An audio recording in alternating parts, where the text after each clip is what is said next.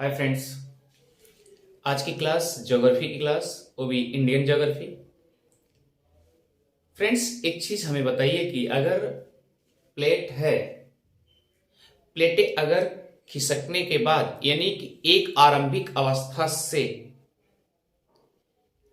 जब तक वो अंतिम अवस्था तक नहीं पहुंच जाती, मतलब कि प्रारंभिक अवस्था से अंतिम अवस्था।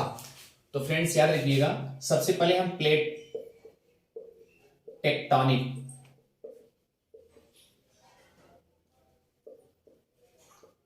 सिद्धांत और हमें स्पेशली रूप से जो पढ़ना है वह हिमालय की उत्पत्ति से संबंधित। अब आपको पता है कि हिमालय कहां है, इंडियन में है। तो प्लेट टेक्टोनिक सिद्धांत, तो फ्रेंड्स यानी जैसे एक प्लेट है, ये प्लेट आरंभिक अवस्था से, ये आपका आरंभिक अवस्था, यहां से स्टार्टिंग होती, ये थोड़ा सा इतना बढ़ करके आगे आ गई, इसका विरामावस्था क्या होगा, यानी ये वाला छोर यहां आ जाएगा, इसका मतलब यहां से लेकर के यहां तक आ गया और ये लेकर के यहां तक आ गया। तो अब ये क्या हो गया, इधर खाली हो गया, इसका मतलब ये पूर्ण काल हो गया। ये क्या हो गया, पूर्ण काल। और जो पूर्ण काल हो गया, इसी पूर्ण काल को टेक्टोनिक नाम दिया जाता है। क्लियर? जैसा कि आप एनसीईआरटी में जाएंगे तो खुले शब्दों में लिखा है कि प्लेट विवर्तन की, जिसे लिथोस्फेरिक प्लेट भी कहा जाता है। क्या कहते हैं? प्लेट विवर्तनिकी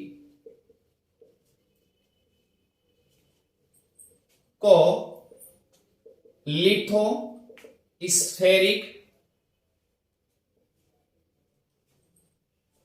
प्लेट भी कहते हैं।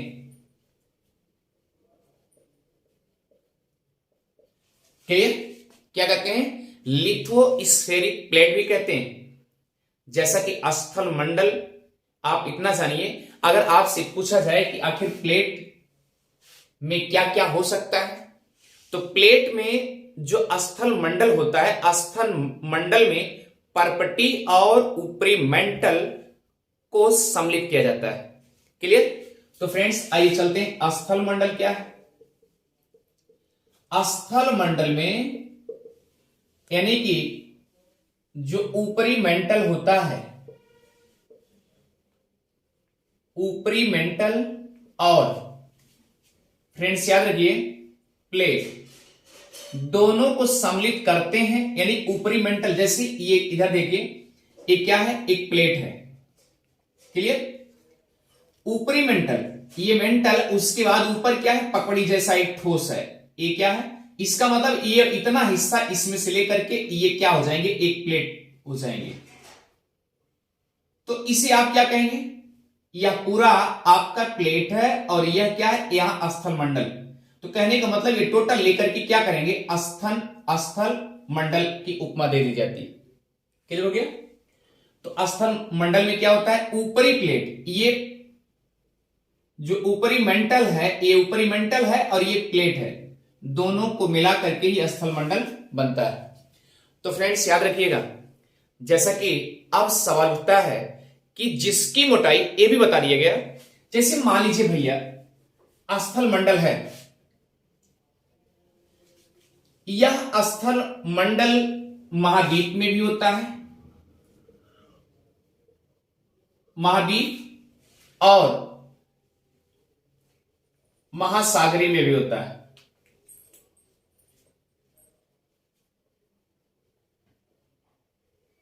कहां कहां होता है, महाद्वीप में भी होता है और महासागरी में भी होता है। तो फ्रेंड्स अपना दिमाग लगाइए कि अब डिपेंड करता है कि जो महासागरी में है, जैसे भैया ये आपका महाद्वीप है, क्लियर, और ये क्या है, आपका महासागर है। तो महासागर में बताया गया कि जो प्लेटों की मोटाई होती है, बात समझ रहे हैं, कि स्थल मंडल, कहने का मतलब स्थल मंडल और ऊपरी मेंटल दोनों की जो मोटाई होती, आप ये कह सकते हैं ऊपरी मेंटल और प्लेट दोनों की जो मोटाई होगी वही स्थल मंडल होगा। तो कहने का मतलब ये क्या है आपका महासागर, और ये क्या है महाद्वीप। क्लियर?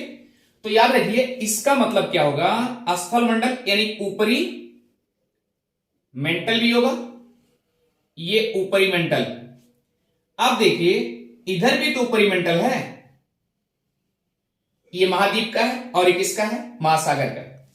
ये बताया जाता है कि इसके यानी महासागरों में जो है इसकी चौड़ाई जो होती है यानी 5 से लेकर के 100 किलोमीटर तक माना जाता है। 5 से लेकर के कितना किलोमीटर, 100 किलोमीटर। अच्छा भैया अब देखिए ये तो महासागर की बात थी, अब इधर आएंगे तो इसका मतलब कि महासागर से भी उठा है, इसका मतलब ये क्या है, ठोस भरा हुआ है। महाद्वीप भाई ऊंचा ऊपर उठा होगा कि नहीं होगा, अब उठा है, इसका मतलब यहां से तुलना करेंगे तो क्या होगा, इसका मतलब ये 5 से अगर 100 है तो ये और 200 होना चाहिए। इसका मतलब क्या हो जाएगा, ये 5 से लेकर के 200 किलोमीटर हो जाएंगे। तो ये महासागर का और ये महाद्वीप का। क्लियर? अब सवाल उठता है कि इन दोनों को प्लेट कैसे हम कहेंगे, डिपेंड करता है कि कितना भाग महासागरी है और कितना भाग महाद्वीपीय है। इतनी बात अच्छे से समझ में आ गई होगी। कहने का मतलब कि अगर महासागरी वाला भाग अधिक होगा तो उसे महासागरी प्लेट कहा जाएगा, और जो महाद्वीप जिसका भाग अधिक होगा उसे महाद्वीपीय प्लेट कहा जाएगा। क्लियर? जैसे उदाहरण के रूप में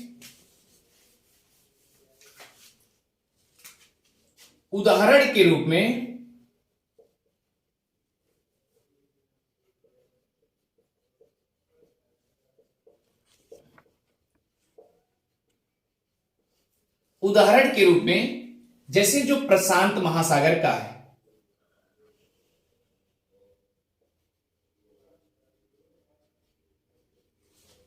जो प्रशांत प्लेटें हैं यानी प्रशांत महासागर के आसपास हैं, यहां लिख दीजिए, जो भाई प्रशांत महासागर के आसपास होगा तो प्लेट से रिलेटेड है, तो यहां पर लिखेंगे क्या, प्रशांत प्लेटें। या प्रशांत प्लेटें कैसे होंगी, आप इतना जानते रहिएगा, वह महाद्वीपीय प्लेट कहलाएगी। क्लियर हो गया? कारण यह है कि क्योंकि प्रशांत से ज्यादा रिलेटेड है।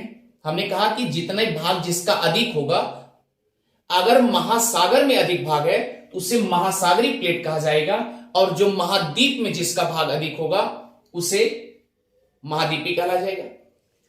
यही बात हुई, मैं नहीं कर रहा हूं, ये NCERT में लिखा हुआ है। ठीक है? तो इसका मतलब कि उदाहरण के रूप में प्रशांत प्लेटें जो होती हैं, इसका मतलब प्रशांत वाले भाग में अधिक होगा। इतनी बातें अच्छे समझ आ गई। तो अब प्रशांत प्लेटें जो होती है वह मुख्यतः कैसे होंगी, महासागरी प्लेटें होंगी। कैसी होंगी, महासागरी प्लेटें होंगी। और जैसे मान लीजिए अपना यूरोप और यूरेशिया मिला दिया जाए, यूरोप या एशिया मिला देंगे तो यूरेशिया होगा ना। तो जबकि यहां बताया जाता है कि यूरेशिया जो वाला है, यूरेशिया वाली प्लेट को मुख्यतः महाद्वीपीय प्लेट कहते हैं।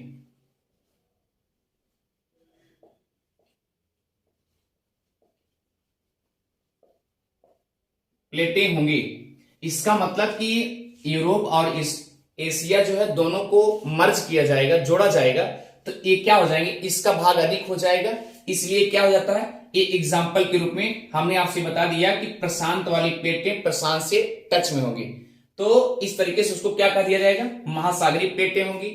और यूरेशिया वाले प्लेटें जो होंगी मुख्यतः महाद्वीपीय प्लेटें। जैसे यूरेशिया में तो हम सब भी आते हैं ना, एशिया, यूरोप और एशिया, तो एशिया में हम सब भी आते हैं, इसका मतलब क्या होगा, महाद्वीपीय प्लेटें। Clear friends? इतनी बातें अच्छे समझ में आ गई। अब सवाल उठता है कि प्लेट विवर्तनिकी की सिद्धांत के अनुसार पृथ्वी के स्थल मंडल को 7 मुख्य प्लेटों में विभाजित किया गया। अब जैसे कुछ किताबें में जाएंगे तो वहां पर 20 लिखा है, 20 छोटी प्लेटें होती, लेकिन नासा ने यहां तक सिद्ध कर दिया कि भैया 100 प्लेट होती है, 100 प्लेट होती है। क्लियर? ये नासा ने किया। और अगर आप जानना भी चाहेंगे किस किताब में लिखा है तो एस के ओझा की किताब उठा लीजिए, उसमें लिखा हुआ है। क्लियर? तो फ्रेंड्स आइए चलते हैं आगे, कदम बढ़ाते हुए आगे बढ़ेंगे। हमने आपसे कह दिया कि प्लेट विवर्तनिकी सिद्धांत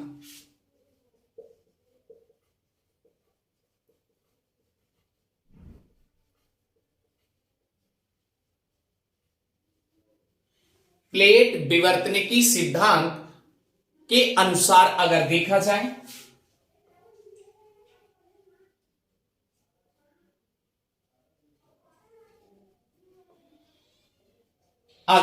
जाए तो भैया आप इतना समझिए कि प्लेटों के संख्या जो है स्थल मंडल के अनुसार ही होता है। किसके अनुसार करेंगे? प्लेटों की संख्या स्थल मंडल के आधार पर माना जाता है। जैसा कि अभी तक 7 बड़ी प्लेटें और 20 छोटी प्लेटें, ठीक है, 20 छोटी प्लेटें मानी गई हैं। जैसा कि आप इतना जान लीजिए, डॉक्टर सवेन सिंह की किताब में 7 बड़ी प्लेटों का वर्णन किया गया है, लेकिन कुछ छोटी प्लेटें, ऐसा लिखा है, कुछ छोटी प्लेटें। और एस के ओझा की किताब में जाएंगे तो वहां लिखा है कि 7 बड़ी प्लेटें और 7 बड़ी प्लेटें और 20 छोटी प्लेटें होती हैं, मानी गई है। और नासा ने क्या माना है?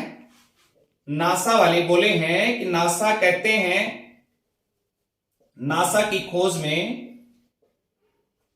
या आप कह लीजिए नासा के अनुसार 7 बड़ी और 100 छोटी प्लेटें होती हैं।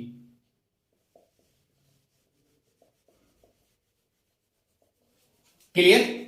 ये मैं नहीं कर रहा हूं, ये किताबों में एकदम साक्षात लिखा है। लेकिन फ्रेंड्स ये भी याद रखिएगा, अब 7 बड़ी प्लेटें कौन कौन सी हैं? क्या 7 बड़ी प्लेटों में हम हैं? अगर हैं तो समझना पड़ेगा। अब प्लेटें कैसे एक दूसरे को अभिसारी के रूप में, अपसारी के रूप में और संरक्षी के रूप में कैसे होती हैं? तो फ्रेंड्स आइए चलते हैं। अगर अपसारी, अभिसारी और संरक्षी तीनों प्लेट अगर आप समझ गए तो इसका मतलब क्या होगा?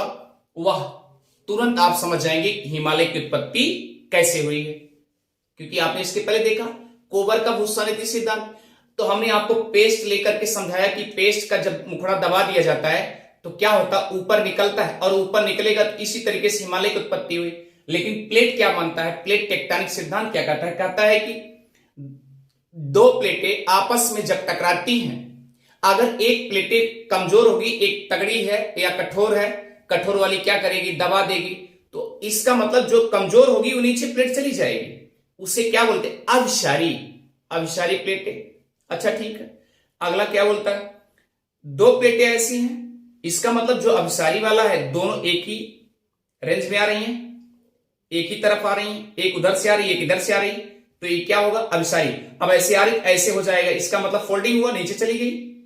अच्छा ठीक, अब दूसरी प्लेटें होंगी, एक प्लेट इधर से, एक प्लेट इधर से आ रही है, अब एक प्लेट इधर जा रही है, एक प्लेट इधर जा रही है, एक प्लेट इधर जा रही है। इसका मतलब क्या है? एक प्लेट दूसरे प्लेट से दूर जा रही है। अब अभिसारी में क्या होता है? एक प्लेट दूसरी प्लेट एक दोनों साथ में मिलती हैं। लेकिन अपसारी में क्या होता है? अप मीन ऊपर, यानी कहने का मतलब दूरा, दूरतम कह लीजिए आप, कि दूरी, भटकाव होना, तो क्या होगा? उसे अपसारी कहते हैं। यहां तक अच्छा। अगला क्या है? संरक्षी प्लेट होता है। संरक्षी प्लेट में क्या होता है? ना तो दूर जाती है और ना ही, मतलब कि उनका भटकाव नहीं होता। एकदम संरक्षण उसी तरीके से पड़ी रहती है, उसे संरक्षित प्लेट कहा जाता है। तो फ्रेंड्स आगे चलते हैं, इसे इरेज करते हैं। तो 7 बड़ी प्लेटें क्या क्या हैं, पहले इसे समझेंगे, तब जाके हिमालय की उत्पत्ति के बारे में समझेंगे। 7 बड़ी प्लेटें, जैसे जो 7 बड़ी प्लेटें हैं, नंबर 1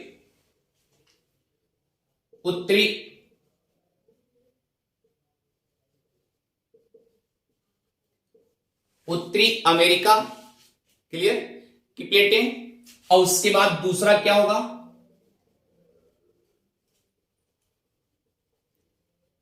दक्षिणी अमेरिका। तीसरा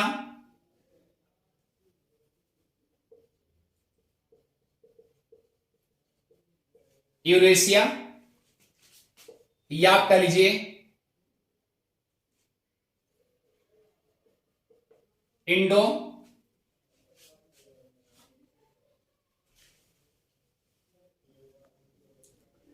तो फ्रेंड्स उत्तरी अमेरिका की प्लेटें, दक्षिणी अमेरिका की प्लेटें और यूरेशिया की प्लेटें, और तीसरा प्रशांत प्लेटें। तीसरा क्या हो गया, प्रशांत प्लेटें। उसके बाद सॉरी ये चौथा है, उसके बाद पांचवा अफ्रीका, ये आप कह सकते हैं अफ्रीकन प्लेटें, क्लियर, ये अफ्रीकन प्लेटें हो गई। उसके बाद याद रखिए भारतीय प्लेट, भारतीय प्लेट जिसे इंडो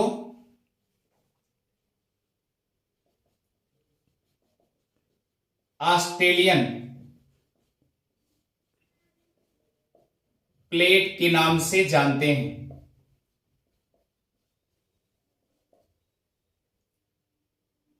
क्लियर। उसके बाद 7वें अंटार्कटिका वाली प्लेट,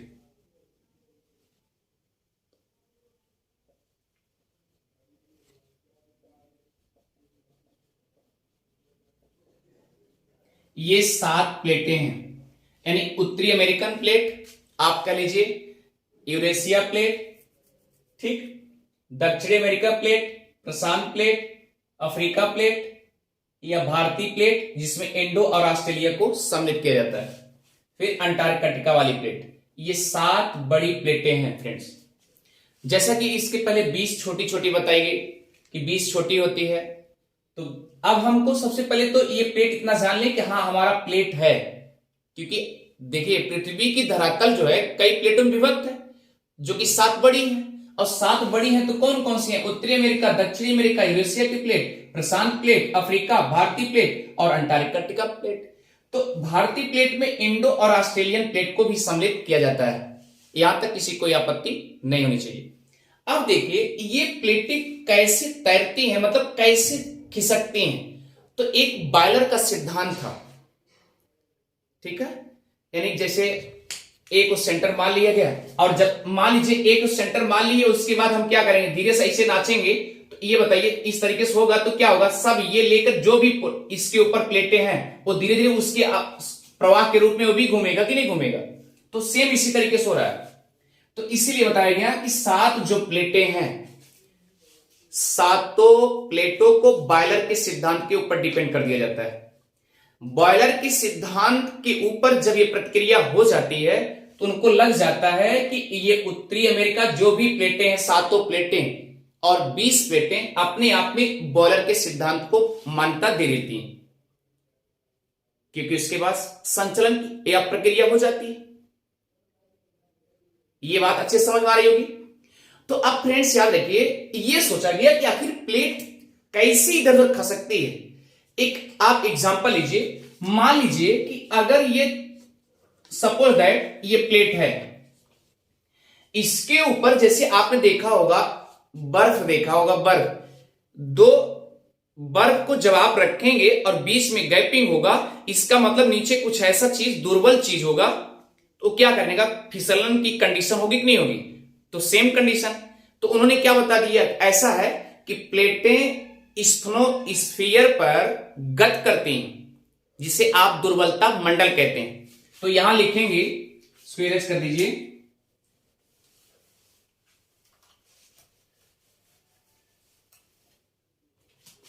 देखिए जो प्लेटें हैं वह स्फेनोस्फीयर,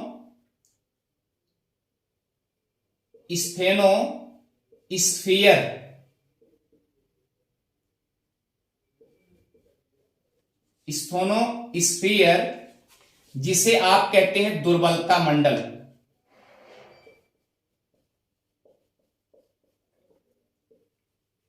दुर्बलता मंडल के ऊपर ये प्लेटें क्या करती हैं, गत करती हैं। क्लियर? अब देखिए हम आपको एग्जांपल देना चाहेंगे। जैसे मान लीजिए ये क्या है, दुर्बल है, ये दुर्बल है। उसके बाद आप सोचिए कि ये क्या करेगी। अगर मान लीजिए लोड बढ़ गया इसके ऊपर, तो ये क्या धीरे दबा करके उसके बाद दुर्बल के ऊपर क्या करेगी, फिसलन हो जाएगा। तो सेम कंडीशन यही है कि जो ये प्लेटें हैं नीचे, इसका मतलब दुर्बल है, कमजोर है, और जो कमजोर वाला मंडल है उस पर क्या करेगी, ठोस वाली फिसल जाएगी। तो सेम कंडीशन यही है कि जो जितने 7 प्लेटें हैं और 20 छोटी प्लेटें हैं, जैसा कि नासा को छोड़ दीजिए, नासा ने कहा 100 प्लेटें हैं, ठीक, उन्होंने इस तरीके से कर दिया। नासा ने बता दिया, एसके ओझा किताब में लिखा गया है कि 100 प्लेटें हैं छोटी बड़ी, 7 को बड़ी बताया, उसके बाद छोटी बता दिया कि 100 प्लेटें। तो मान लीजिए कि उनमें फैक्ट टू फैक्ट क्या कैच करना है कि जो भी प्लेटें हैं वो स्फीयर पर यानी दुर्बलता मंडल पर गत करती रहती हैं। क्लियर हो गया? तो फ्रेंड्स मुझे लगता है कि आपको अच्छे समझ में आ रहा होगा। अच्छा ठीक है, अब ये सोचिए कि गति के आधार पर ही प्लेटों को 3 प्रकार से बांट दिया गया। अब गत कैसे करती इसको देखना है।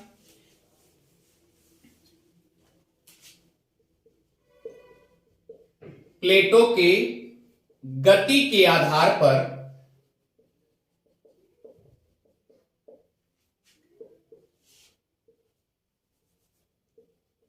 इसे 3 प्रकार से विभाजित कर दिया गया। नंबर 1, अभिसारी प्लेट।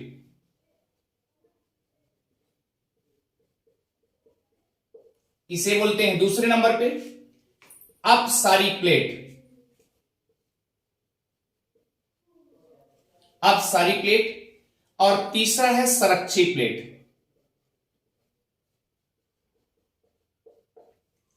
संरक्षी प्लेट। अब सवाल उठता है अभिसारी।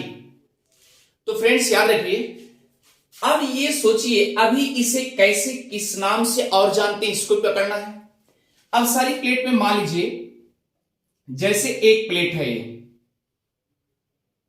ठीक है,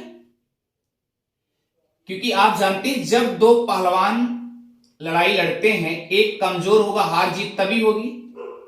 तो सेम प्रकार से आप ये समझिए कि 2 प्लेटों को 2 पहलवान के रूप में समझ लीजिए, एक हारेगा एक जीतेगा।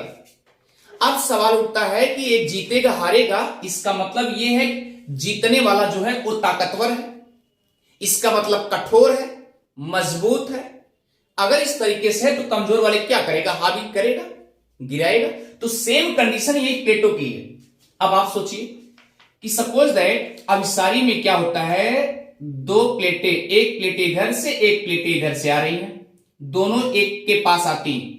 अब देखिए इसमें जो कमजोर होगा, चाहे ये वाली प्लेट चाहे ये वाली प्लेट, ये एक दूसरे से क्या करेंगे, झुक जाएंगे। कहने का मतलब ये ऐसी कंडीशन बनेगी, ये वाला ऐसे हो जाएगा, और ये वाली कंडीशन क्या होगी, ये इस तरीके से मान लीजिए प्लेट है तो इस पे ऐसे टकराहट होगी। तो अब ये बताइए, आप दिमाग लगाइए कि सीधा ये क्या करेगी, जब इस तरीके से प्लेटें हो जाएंगी तो ये कहने का मतलब ये टूटने की कंडीशन हो रही, विनाश हो सकता है। जब दो प्लेटें एक दूसरे से टकराएगी और टकराने के बाद झुकेगी तो एक एक के ऊपर एक क्या होगी, हावी होगी, और जब हावी होगा तो क्या होगा, विनाश होगा। इसीलिए अभिसारी प्लेट को विनाशात्मक प्लेट कहते हैं। विनाशात्मक प्लेट कहते हैं।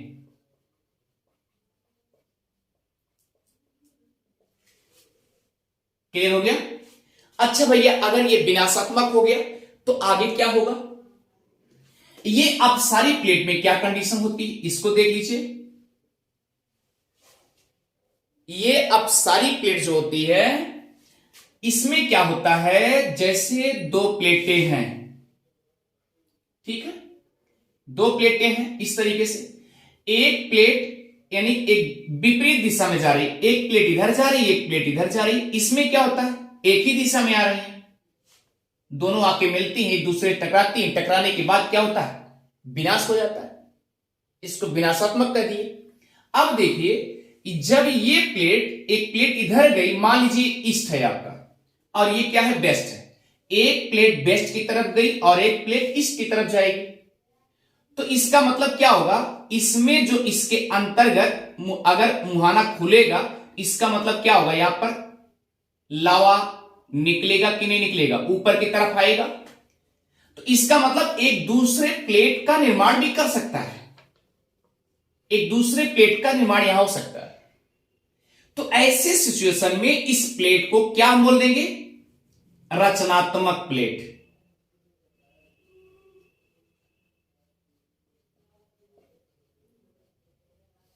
क्या बोलेंगे, रचनात्मक प्लेट। तो ये क्या है, अभिसारी। अभिसारी में एक कंडीशन और है, अभिसारी में एक प्लेट जो कमजोर होती वो अपने आप एकदम झुक जाएगी, और झुकेगी, झुकने का मतलब कि, कहने का मतलब यहां से भी फोल्डिंग हो सकता है, टूट सकता है, या यहां भी इतना जबर हो सकता है, ये भी यही से मोड़ सकता है। ये प्लेट के ऊपर डिपेंड करता है कितना दबाव, कितना प्रेशर दे रही है, या इसकी वजन कितनी है। लेकिन इसमें क्या होता है, क्योंकि टकराहट की कंडीशन है नहीं, और जब टकराहट की कंडीशन नहीं है तो क्या होगा, एक दूसरे से विपरीत जा रही हैं, तो यहां पर एक नया प्लेट का सृजन हो रहा है। अगर एक दूसरे नए प्लेट का सृजन होगा तो वहां पर ऐसी कंडीशन क्या होगी, रचनात्मक होगी, यानी एक नए प्लेट की रचना हो रही है। तो फ्रेंड्स याद रखिए, ऐसे प्लेटों को उन्होंने बता दिया एक नया जन्म देती है दूसरे प्लेटों को। क्लियर? आगे चलें, ठीक। अब सवाल उठता है संरक्षी प्लेट में क्या होता है। संरक्षी प्लेट जो होता है, यह क्या करती है, ना तो एक दूसरे से ये रगड़ रही है, ना ये क्या करिए, ना दूर जा रही है। कहने का मतलब ये है, एक दूसरे से ऐसी जगह जाके सटी रहती हैं, अपने आप में शरण लिए रहती हैं। क्लियर? एक दूसरे को क्या करती हैं, रगड़ तो रही हैं संरक्षी, लेकिन दूर नहीं जा रही, ना तो दूर जा रही है ना तो उसके करीब आ रही है, लेकिन रगड़ने की कंडीशन होती है। तो ऐसी प्लेटों को क्या कहते हैं, संरक्षी प्लेट कहते हैं। इतनी बातें अच्छी समझ गई। अब सवाल उठता है कि जो ये प्लेट आप समझिए, मान लीजिए इसमें जो मैग्मा ऊपर की तरफ गया, ये मैग्मा ज्वलित होता है, होने के बाद तो इसमें क्या होगा, अगर ये ऊपर की तरफ गया तो एक नया प्लेट तो बनेगा कि नहीं बनेगा। तो इसका मतलब एक भाव आपको मिल जाना चाहिए इस प्रकार से, क्या है कि एक नए पुनर्जन्म की या एक नए पुनर्जन्म प्लेट के नवनिर्मित करने के लिए इसमें क्षमता है, अब सारी प्लेटों में। क्लियर? तो याद रखिए फ्रेंड्स, आगे चलते हैं। तो हमने क्या कहा, संरक्षी प्लेट आपस में रगड़ तो रहती हैं, रगड़ती हैं, बट क्या करती हैं, ना तो दूर जाएंगी और ना तो नजदीक आएंगी। नजदीक तो स्वाभाविक सी बात, नजदीक हो सकती है, अगर रगड़ रही नजदीक हो सकती है, लेकिन दबाने वाली कंडीशन नहीं रहती। हमारा कहने का मतलब ये है, जैसे यहां पर क्या हुआ, दबा दी, लेकिन यहां पर क्या कंडीशन हुआ, ये दूर गई, लेकिन संरक्षी में क्या होता है, रगड़ने की कंडीशन है, लेकिन रगड़ने का मतलब ये नहीं इसके ऊपर हावी हो जाए, ऐसा कंडीशन नहीं होता। और इसमें ये भी कंडीशन नहीं है, ये दूर भी नहीं जा सकती। तो फ्रेंड्स, मुझे लगता है कि आपको अच्छे समझ में आ रहा है। और कल यहीं से इतना समझ करके आप इतना समझिए कि एक बेसाल्ट में लोहा की भी मात्रा अधिक होती है। उस लोहे की मात्रा की अधिकता के कारण अब सारी प्लेट यहां पर कैसे कैसे आपका हिमालय का उत्पन्न होना या हिमालय कैसे उत्पत्ति होती है, ये कल आपके क्लास में मिल जाएंगे। Thank you friends.